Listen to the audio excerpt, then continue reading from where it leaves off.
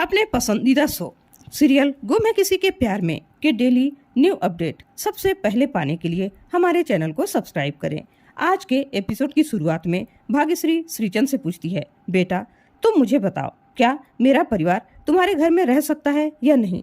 श्रीचंद बिना किसी झिझक के कहता है कि काकी, ये घर आपका ही है, आप जब तक चाहें मेरे घर में रह सकती हैं। तब सभी श्रीचंद को रोकती है और भावुक होकर भाग्यश्री से कहती है कि उसे समझाने का एक मौका दिया जाए, लेकिन भाग्यश्री उसकी एक नहीं सुनती। वह श्रीचंद को धन्यवाद कहती है और सई और कियान को लेकर वहां से जाने लगती है। सभी उन्हें रोकने की कोशिश करती है। भाग्यश्री गाड़ी में बैठकर जाने लगती है। सभी गुहार लगाती है कि मुझे अपने बच्चों से अलग मत कीजिए, मैं अपने बच्चों के बिना नहीं रह पाऊंगी। वह अनिकेत से मदद मांगती है। तभी तारा गुस्से में सभी से कहती है कि अनिकेत वही करेगा जो मैं कहूंगी, क्योंकि हमारे प्यार में तुम्हारी तरह धोखा नहीं है। यह मेरे लिए वफादार है जो तुम नहीं हो। गाड़ी जाने लगती है और सभी गाड़ी के साथ साथ दौड़ती है और रोते हुए गुहार लगाती है। सई सभी को आवाज लगाती है, परी मम्मा, परी मम्मा, और सभी गाड़ी के पीछे पीछे दौड़ती है, लेकिन उसकी बात कोई नहीं सुनता और गाड़ी तेज रफ्तार से चली जाती है। इधर नील सभी की मदद करने के लिए जाने लगता है, लेकिन लीना उसे रोकती है और नील से कहती है कि अब उसके पीछे मत भागो।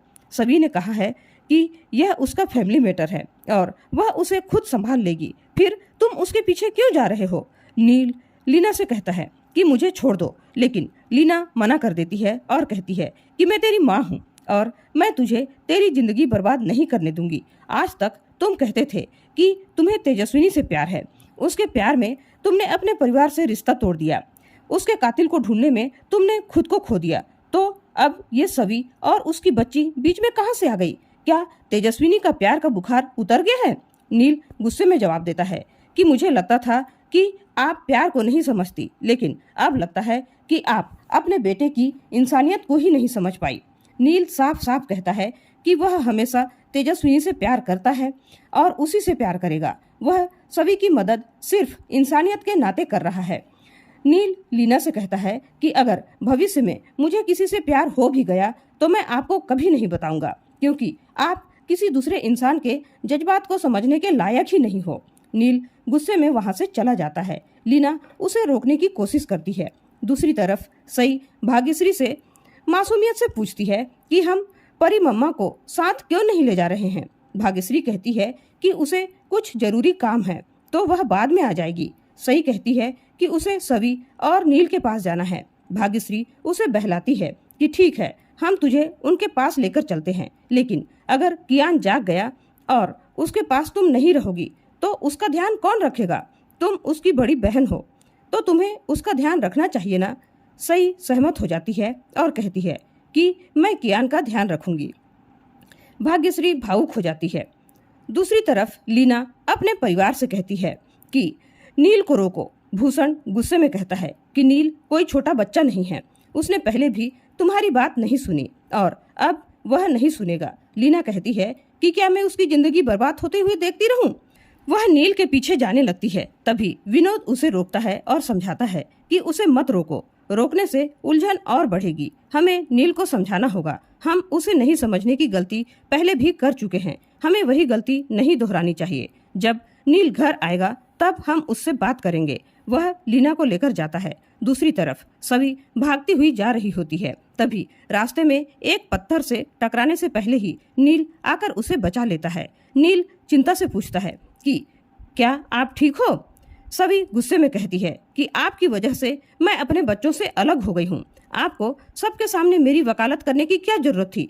आपकी वजह से ही आज पूरी दुनिया के सामने मैं गलत साबित हो गई हूँ। तभी नील कहता है कि मैंने कुछ गलत नहीं बोला, लोग गलत समझते हैं तो समझने दीजिए। आप ये सोचिए कि हमें सच कैसे साबित करना है। सभी कहती है कि आपसे दूरी बनाकर मैं सच साबित कर दूंगी। लोग वही सोचेंगे जो उन्हें सोचना है, इससे हमें कुछ फर्क नहीं पड़ना चाहिए। आप अपने पति के कातिल के बारे में सोचिए। सभी नील को टोकती है और कहती है कि ये हमारी नहीं, सिर्फ मेरी लड़ाई है। मेरे लिए मेरे बच्चे सबसे ज्यादा जरूरी हैं। आप मेरी जिंदगी से चले जाइए और मुझे अपनी शकल भी मत दिखाना। सभी गुस्से में चली जाती है। नील मन ही मन सोचता है कि मैं ये अपनी लिटिल पूकी के लिए कर रहा हूँ। इसके बाद जब सभी श्रीचंद के घर पहुंचती है तो सिक्योरिटी गार्ड उसे अंदर जाने से रोक देता है। वह श्रीचंद को कॉल करती है तो भाग्यश्री उसका कॉल कट कर देती है। सिक्योरिटी गार्ड सभी को वहां से जाने के लिए कह देता है। इधर श्रीचंद भाग्यश्री से कहता है कि मुझे लगता है कि सभी को एक मौका मिलना चाहिए, ऐसा हो सकता है आप उसे गलत समझ रही हो। भाग्यश्री नाराज होकर कहती है कि तुम ये कैसे कह सकते हो, तुमने भी तो वह वीडियो देखा है ना। श्रीचंद कहता है कि मेरा मन नहीं मानता कि सभी ऐसा कुछ कर सकती है, लेकिन जो आंखों ने देखा उसे भी अनदेखा नहीं कर सकते। वह आगे कहता है कि मुझे बच्चों की फिक्र हो रही है, अगर सई ने वह वीडियो देख ली तो क्या होगा, उसे तो इस बात की समझ भी नहीं है। भाग्यश्री परेशान होती है। श्रीचंद कहता है कि अगर रजत होता तो ऐसा कुछ भी नहीं होता। भाग्यश्री दुखी होकर कहती है कि काश मैं इस शहर में कभी आती ही नहीं, काश हमने सभी की बात मानकर मुंबई नहीं छोड़ा होता। वह श्रीचंद से कहती है कि अब मैं यहाँ नहीं रुक सकती, मुझे कहीं और भेज दो।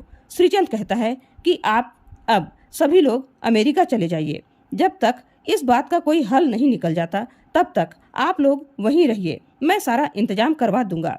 तारा भी इस बात का समर्थन करती है और भाग्यश्री भी मान जाती है।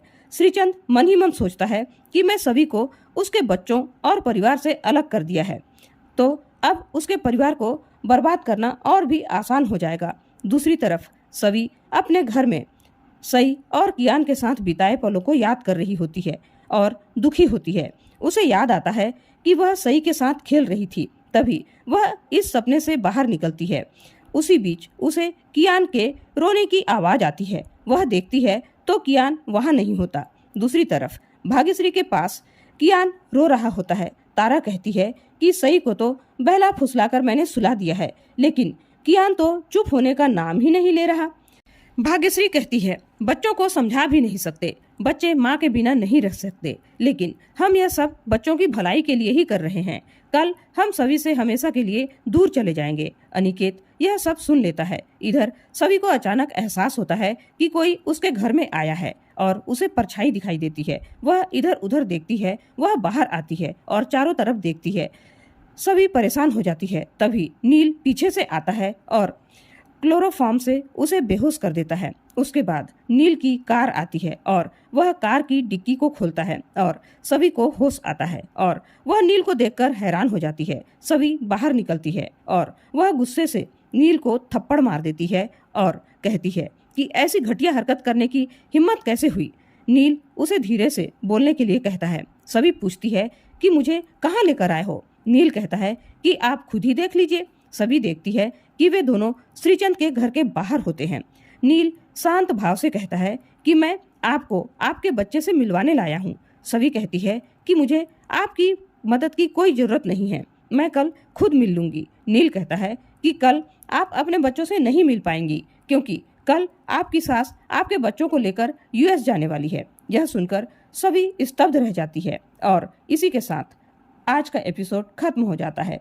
अगले एपिसोड में देखने को मिलने वाला है कि सभी और नील श्रीचंद के घर में एक गुप्त कमरे में दाखिल होते हैं जहां उन्हें श्रीचंद के खिलाफ कुछ चौंकाने वाले सबूत मिलते हैं। नील पूछता है तो सभी बताती है कि श्रीचंद रजत से मनी लॉन्ड्रिंग करवा रहा था।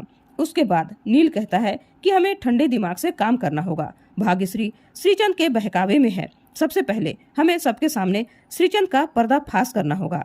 आज का एपिसोड आप लोगों को कैसा लगा हमें कमेंट करके जरूर बताइएगा। साथ ही ऐसे ही डेली अपडेट्स के लिए हमारे चैनल को सब्सक्राइब जरूर करें। वीडियो को लाइक और शेयर जरूर कीजिएगा दोस्तों। धन्यवाद।